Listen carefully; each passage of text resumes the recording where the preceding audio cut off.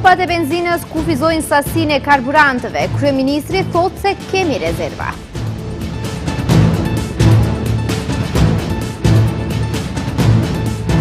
Kryetari i LSDM-s Venko Filipçe tha se situata financiare është tepër kritike.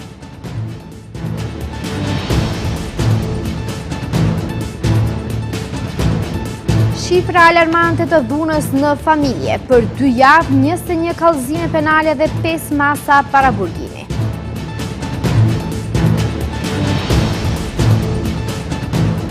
Nën moton nuk do të zhdukemi. Gratë marshuan rrugëve të Shkupit, kërkojnë drejtësi për viktimat e dhunës.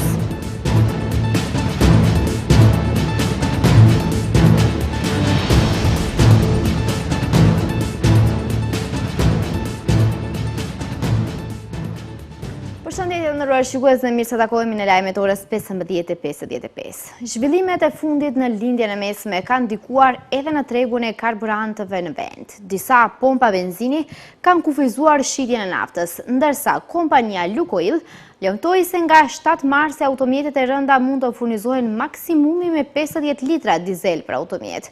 Ndërkaq, kryeministri Kristian Mickoski qetëson qytetarët dhe thotë se situata me energjentët është stabile dhe rezerva shtetërore të naftës mund të mbulojnë konsumin për 62 ditë. Ndërsa për kufizimet që kanë ndodhur te pompat e benzinës, ai fajson qytetarët e shteteve fqinj. Zhvillimet e fundit në lindjen e mesme kanë sjellë pasojë të menjëhershme edhe në vendin tonë. Tashmë disa ditë disa pompa benzine i kanë kufizuar shitjen e naftës. Zyrtarisht deri tani ka dalë kompania Lukoil, e cila thotë se kufizon dizelin në të gjitha pikat e saj për automjetet e rënda dhe këtë vendim e kanë vënë në funksion që nga data 7 mars. Masat e reja kanë të bëjnë me furnizim me karburant për kategoritë të caktuar të automjeteve, me qëllim menaxhim më të mirë të furnizimit në kushtet aktuale. Me këtë vendim është vendosur që automjetet e rënda, përkatësisht kamionët, traktorët dhe autobuset, të mund të furnizojnë maksimum me 50 litra naftë për automjet. Kufizimi vlen për Eurodizel BS dhe Ektodizel. Këtë situatë ka komentuar edhe kryeministri Kristian Mickoski. Ajo shpreh se inspektorati është në terren, por shtoi se ndoshta në një situatë të tillë ka ardhur sepse shtetas të huaj po vinë në vendin ton për të furnizuar me naftë për shkak se te ne është më lirë. Inspektorati shtetëror i tregut është në terren dhe janë vërejtur sjellje të tilla nga disa pompa të benzinës, sepse ka një presion të madh nga vendet fqinje, ku çmimi i energjensave është 40 deri në 50% më i madh se tek ne.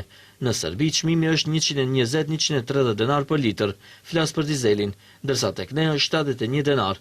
Si rezultat i këtij presioni, ne kemi një rritje të madhe të konsumit të naftës dhe derivateve të naftës. Ndoshta prandaj, në disa pompa benzine ka ardhur deri te mungesa e sasive. Kryeministri u shpreh se RMV momentalisht ka situatë stabile të energjensave dhe se rezerva shtetërore të naftës mund të mbulojnë konsumin gjithditor për më shumë se 62 ditë. Grupi i parë i qytetarëve të evakuar nga lindja e mesme pritet të arrijë sot. MPJ ka organizuar fluturime charter nga Arabia Saudite. Kryeministri Kristian Mickoski tha se edhe disa vende të rajonit i kanë lutur që të marrin edhe qytetarët e tyre për në Maqedoni. Grupi i parë i qytetarëve të evakuar nga lindja e mesme pritet të arrijë sot. Kryeministri Kristian Mickoski bëri me dije se ditët në vijim janë organizuar edhe 4 fluturime charter dhe se kanë mbetur edhe disa vende të lira për qytetarët që duan të kthehen. Ajo që ne mbetimi të fokusuar është grupi i parë i qytetarëve tanë që sot duhet të vinë nga Dubai në Shkup, grupi i parë që evakuojmë. Kjo do të vazhdojë edhe në ditët në vijim, pra qytetarët tanë që vinë nga Dubai në Shkup. Kemi organizuar charter nga Arabia Saudite në Shkup. Ata duhet t'i pranojnë qytetarët tanë nga Katari dhe Kuvajti. Ato pres që të vinë të mërkurën. Kështu që kemi organizuar 4 fluturime charter. Kanë ngelur edhe disa 10 vende të lira. Mickoski tha se edhe disa vende të rajonit i kanë lutur që të marrin edhe qytetarët e tyre për në Maqedoni. Ndërkohë, Ministria e Punëve të Jashtme njoftoi se kanë lidhur marrëveshje me një kompani ajrore në përputhje me ligjin për prokurim publik dhe sipas planit të përcaktuar dhe dinamikës së parashikuar, pritet që të gjithë qytetarët që kanë shprehur gatishmërinë për t'u kthyer të evakuohen deri në mesin e javës së ardhshme. Procesi është koordinuar plotësisht nga Ministria dhe përfaqësitë diplomatike dhe konsullore në rajon. Përfundimi i procedurës së përhurrimit publik është një konfirmim i veprimit në kohë dhe me përgjegjësi drejt mbrojtjes dhe kujdesit për qytetarët e Maqedonisë. Sipas të dhënave të fundit, ambasada në Doha është kontaktuar nga 150 shteta të Maqedonisë, nga të cilët 95 kanë shprehur gatishmërinë për evakuim. Ambasada në Abu Dhabi është kontaktuar nga gjithsej 585 persona që banojnë në Emiratet e Bashkuara Arabe, si dhe 36 persona nga Kuvajti, 15 nga Bahreini dhe 5 nga Mbretëria e Arabisë Saudite. Kryetari i LSDM-s Venko Filipçe tha se situata financiare është tepër kritike. Ai theksoi se vrima në buxhet është rreth 2 miliardë euro, ndërsa qeveria po kërkon borxhe. Ai theksoi se pushteti po vonon shlyerjen e obligimeve, gjë që ndikon negativisht në sektorin privat. Kryetari i LSDM-s Venko Filipçe në takimin rajonal me organizatat komunale nga njësia zgjedhore 4 që u mbajt në Strumic, paralajmëroi se gjendja ekonomike në vend është përkeqësuar seriozisht dhe se ka probleme të mëdha në financat publike, të cilat tashmë po reflektohen edhe në funksionimin e kompanive. Filipçe theksoi se vrima në buxhet po thellohet, ndërsa shteti vazhdon të marrë borxhe.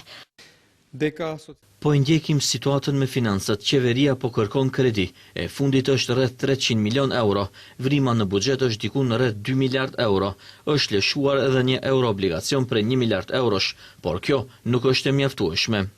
Ai theksoi se pushteti po vazhdon shlyerjen e obligimeve, gjë që tashmë po ndikon negativisht në sektorin privat. Po vonohet pagesa ndaj subjekteve ekonomike, rreth 500 deri 600 milion euro, rreth 100 milion euro është borxhi në bazë të kthimit të TVSH-s për kompanit. Ka kompani që po mbyllen, sepse nuk mund ta përballojnë situatën, prandaj marrin kredi. Njerëzit kanë jetuar nga kthimi i TVSH-s, nga ato para, ndërsa tani marrin kredi, futen në borxhe dhe mbyllin kompanit. Ai shtoi se qeveria po e vën në rrezik edhe pagesën e rregullt të pagave dhe pensioneve, ndërsa gjendja ekonomike me këto parametra pritet të përkeqësohet edhe më shumë në vjesht për shkak të zhvillimeve në lindjen e mesme. Në 2 javët e fundit, Ministria e Punëve të Brendshme ka dorëzuar 21 kallëzime penale për gjithsej 25 vepra penale lidhur me dhunën familjare, prej të cilave 6 kallëzime janë dorëzuar me procedurë të shpejtuar. Në ditën e gruas, 8 marsit, Ministria e Punëve të Brendshme publikoi të dhëna shqetësuese për dhunë në familje. Për vetëm 2 javë, MPB ka paraqitur 21 kallëzime penale për vepra që lidhen me dhunë në familje dhe 5 kallëzime me bazë gjinore. Në të 5 rastet janë shqiptuar masa paraburgimi. Ministria e Brendshme njoftoi se 2 javët e fundit janë paraqitur 21 kallëzime për 25 vepra penale që lidhen me dhunë në familje, prej të cilave 5 kallëzime penale janë paraqitur me procedurë të shpejtuar. Në SBB Shkup janë paraqitur 5 kallëzime penale me bazë gjinore, prej të cilave 3 janë për rrezikim të sigurisë dhe 2 për veprën penale për ndjekje, ndërsa janë caktuar 5 masa paraburgimi si dhe 1 mas kujdesi. Numri më i madh i veprave penale për dhunë në familje janë rrezikimi i sigurisë 11, kurse 10 janë vepra penale dëmtime trupore, ndërsa nga një vepër penale është regjistruar për dëmtime të rënda trupore, mos kryerje të vendimit gjyqësor, privimi paligjshëm i lirisë, tentim për vrasje, sulm seksual dhe përdhunim.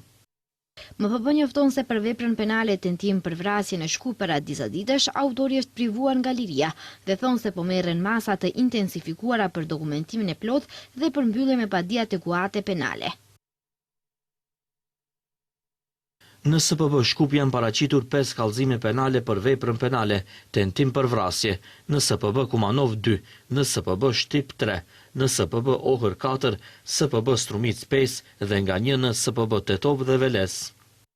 Ndërkaq bëjnë me dije se për 2 javë në të gjithë territorin e shtetit janë paraqitur 39 ngjarje që lidhen me vepra penale dhunë në familje dhe 63 ankesa për dhunë në familje. Nën moton nuk do të zhdukemi. Një numër i madh qytetarë është marshuar nëpër rrugët e Shkupit. Pjesëmarrësit marshuan në nder të gjitha grave të rëna dhe të guximshme që ja kanë kushtuar jetën kësaj betejë.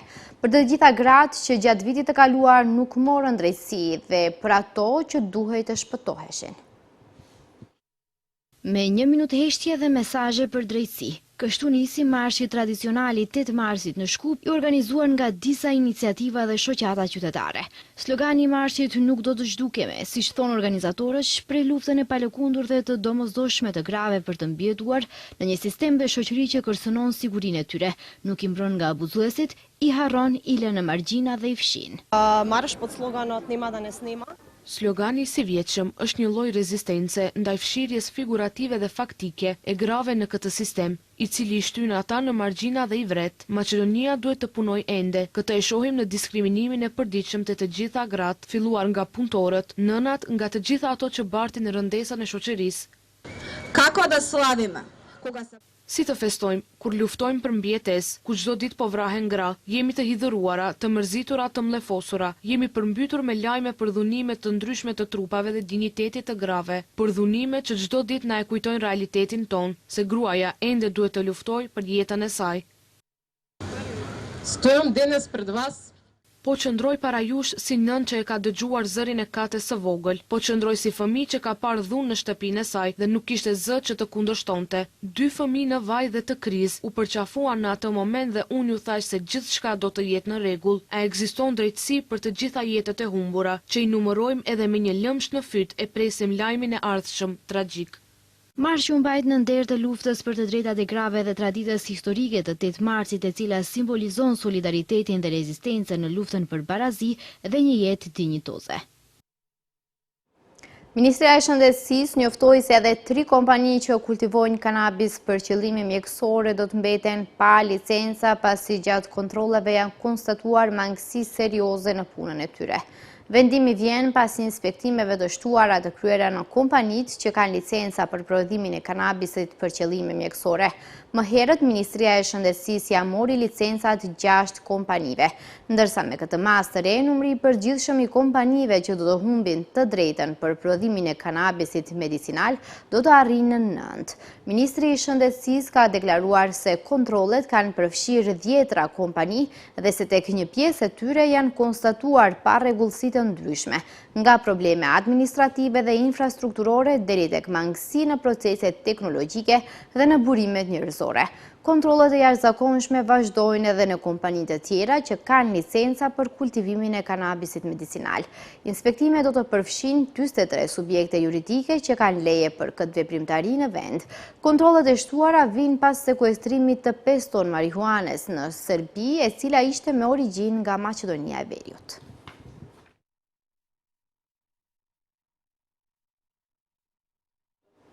Shoqata kulturore Vizioni M organizoi manifestimin artistik Fjalët e Qiririt, poezi në piktur, kushtuar ditës së mësuesit. Abdullah Berisha nga Vizioni M tha se mësuesi është pararendësi kryesor i trashëgimisë thesarit të dijes në të gjithë njerëzimin, dhe se nuk do të kishte kuptim pa ndërmjetësimin e njeriut, që është udhëheqës i dijes. Në mbrëmjen e 7 marsit, në shënim të ditës së mësuesit, Shoqata Kulturore Vizioni M organizoi projektin artistik Fjalët e Qiririt me nëntemën Poezi në piktur. Ekspozita solli një koncept të veçantë krijues, ku vargu poetik ndërthuret me pikturën në një shkrirje estetike mbi pëlhur. Përmes kësaj forme artistike, arti i fjalës dhe ai i ngjyrës bashkohen në një harmoni që pasqyron të bukurën, vlerën dhe reflektimin që arti përcjell në shoqëri. Abdullah Berisha nga Vizioni M tha se mësuesi është pararendësi kryesor i trashëgimisë së thesarit të dijes në të gjithë njerëzimin dhe se nuk do të kishte kuptim pa ndërmjetësimin e njeriut që është udhëheqës i dijes. Ky projekt i organizuar nga Shoqata Kulturore Vizioni M, që quhet Fjalët e Qiririt, me nën tematik poezi në piktur, që konceptohet si një shkrirje estetike e vargut në pëlhur, është harmonia primordiale e artit si pjesë përbërëse të bukurës, e të vyeshmes e përsjatjes. Nuk do mend se nuk kemi të prirë për të parë vetëm anën e bukur të formës, apo më mirë thënë, nuk është e kompletuar pamja e jashtme pa nuancat e brendshme të porosive që na shpalos ky projekt. Berisha gjithashtu theksoi se arti është pjesë e jetës pa të cilën nuk mundet të imagjinohet plotnia e njeriut, kushtoi se ashtu siç ka nevojë për ushqimin e përditshëm dhe ujin për të shuar etjen. Ne këtë projekt e shohim si një mundësi për një dritare me potencial, duke ushqyer edhe më shumë që në të ardhmen qenja jon njeri të ketë hapësirë dhe mundësi që këtë dritë ta shfaq edhe më shumë. Andaj me këmbgulljen nxitojmë të përkrahim iniciativa të këtilla, nga të rinjt, nga aktivistët, të cilët artin e shohin jo si profit, por si vlerë, si mesazh, si njohje mes vete. Berisha njoftoi se si vizion mbeten gjithmonë të hapur për iniciativa dhe bashkëpunime të tilla.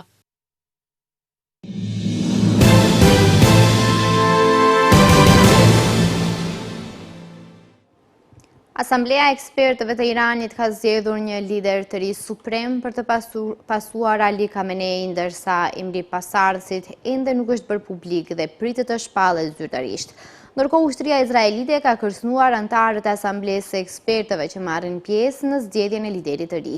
Ambasadori i Iranit në OKB ka bërë të ditur se më shumë se 1330 civil, përfshirë rreth 300 fëmijë, janë vrarë në Iran me sulmeve të vazhdueshme nga SBA dhe Izraeli. Asamblea e ekspertëve të Iranit ka zgjedhur një lider të ri suprem për të pasuar Ayatollah Ali Khamenei, i cili u vra në një sulm ajror izraelito-amerikan, transmeton Anadolu. Të gjitha thashëtheme dhe raportime që sugjerojnë se Asamblea e ekspertëve ende nuk ka marrë vendim janë plotësisht të rrem, tha kleriku Ahmad Alamol Hoda. Ai tha se votimi për lidershipin tashmë ka ndodhur dhe një pasardhës është zgjedhur, por pa e bërë publik emrin e tij. Alamol Hoda tha se sipas kushtetutës së Iranit, askush, përfshirë anëtarët e Asamblesë së ekspertëve, nuk kanë të drejtë të ndryshojnë votën pasi të jetë marrë vendimi. Ai shtoi se shpallja e vendimit varet nga Ayatollah Hashem Hossein Bushehri, i cili është përgjegjës për komunikimin zyrtar të vendimit të Asamblesë për publikun. Ndërkaq, ushtria izraelite ka kërcënuar se do të vrasë anëtarët e Asamblesë së ekspertëve të Iranit, përkatësisht të trupit të klerikëve, përgjegjës për zgjedhjen e udhëheqësit të ardhshëm suprem të vendit, nëse ata mblidhen për të zgjedhur pasardhësin Ali Khamenei. Krau i zgjat Izraeli do të vazhdojë të ndjek pasardhësin dhe çdo që përpiqet ta emrojë atë, tha zëdhënësja e ushtrisë izraelite. Ambasadori i Iranit në OKB, Said Irrani, ka bërë të ditur se më shumë se 1330 civil, përfshirë rreth 300 fëmijë, janë vrarë në Iran me sulmeve të vazhdueshme nga SBA dhe Izraeli, ndërsa dëmët në infrastrukturë në të gjithë vendin po rriten me shpejtësi, transmeton Anadolu. Zyrtarët iranian thanë se infrastruktura civile, zonat e banuara dhe objektet publike janë shënjestruar dhe dëmtuar nga sulmet SBA Izrael. Në ditën e 8 të luftës, depot e naftës dhe objektet e karburantit në Teheran u bën objektiva kryesore të bombardimeve. Sulmet ajrore të kryera nga Izraeli dhe SBA-ja goditën qendrat e magazinimit të karburantit brenda dhe rreth kryeqytetit iranian. Pas sulmeve u raportuan shpërthime në qytet, ndërsa në disa zona shpërthyen zjarre të mëdha. Aeroplanët luftarak izraelit goditën depozita nafte në Teheran dhe në provincën Karaj, duke dërguar rreth të dendur atymi në qiell dhe duke shkaktuar zjarre që, sipas raportimeve, zgjatën për orë të tëra. Shkues të nderuar, këtu është fundi lajmeve. Ju falenderoj për vëmendjen tuaj. Mirupafshim.